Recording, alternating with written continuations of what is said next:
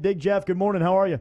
Good morning, fellas. How are you doing? Yo, Right. Jeff, what's up, man? Family. Hey, I'm going to say that Foster Moreau and Josh Jacobs are doing great for the Raiders, Oh, respectively. That's right. But anyways, this is a great win for LSU. And I guess, T-Bob, I would ask you, you being involved in big games, how does Coach O take this win and harness it to the next week to Ole Miss? Just because, you took on Alabama, you slayed the Dragon.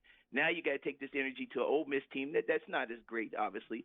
But, you have to keep up, keep the players up because it's going to be hard to get up for a game like that, especially after beating the Alabama team like you did. No, look, Jeff, it's a great question. And here's what I'll say. Why I believe in this LSU team, beyond just like them constantly rewarding any belief that you have in them this year, is that kind of focus, I think, as much as it starts with the coaches, that's almost – it's really more driven by the players, right? Like the players are the ones who have to kind of hold that locker room accountable. And so after the game, when I see Rashard Lawrence over there on the sideline soaking it in, but basically saying like, "Hey, like this was a good win, but like damn, it feels good, but we got more that we need to do." Like it's when you're actively talking about that on that field, on that moment, that speaks volumes. And Burrows saying the same thing and O saying the same thing. So the thing is, us on the outside, I think this feels in a weird way bigger than it almost feels to them. Like they were confident. They believed themselves to be the better team. A lot of us did not because we were still a little bit of PTSD from the past, which, I mean, I'm not, I get it. I get why, given the context of everything that happened, but they kind of expected this, and now they did it, and so their expectations are still higher than just this one game. Eric, what were your emotions from Saturday night? Eric in Baton Rouge, line 2.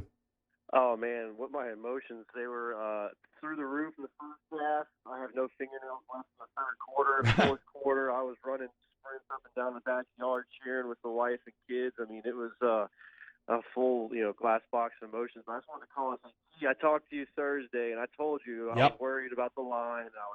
You told me to keep the faith and flush what happened in the past and worry about only this year because that's the only year that matters. I mean, damn it, T, you were right, man. Thank you. You were dead on, and our O-line gave up some sacks. I kind of attribute some of that to coverage sacks more so than just, like, outright pressure and being, man versus man, them being better.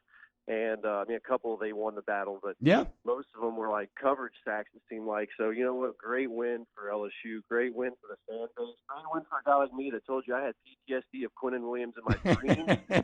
And I just let's go on to Ole Miss, take care of business Saturday at the Grove, and then let's come back home and have the last two in the friendly confines at Tiger Stadium. Thank you, Eric. Good call. Frank, close us out. Frank, you got 30 seconds. What you got? Oh man, look, I had former Tigers from Minnesota and Texas at a camp in North Louisiana. Oh, let's go. Drinking bourbon, playing cards, and waiting for the game. Man, oh man, best weekend ever. Quick question, just some housekeeping. Do you know if Burrows' turnover in the third, did that go down as a fumble or It's a fumble? It's not fumble. a pick. We're good to go. It's a fumble, baby. No pick on that stat line. Still 3 picks. That's awesome. Isn't that great? I know. We were actually talking about that in commercial, or thanks for calling. We were talking about that earlier, how we're kind of, it doesn't mean anything, but we were happy that doesn't go as a pick on the stat sheet. It's something that Eric brought up real quick as we close out hour one. Huge credit to Sadiq Charles and Austin Deculus.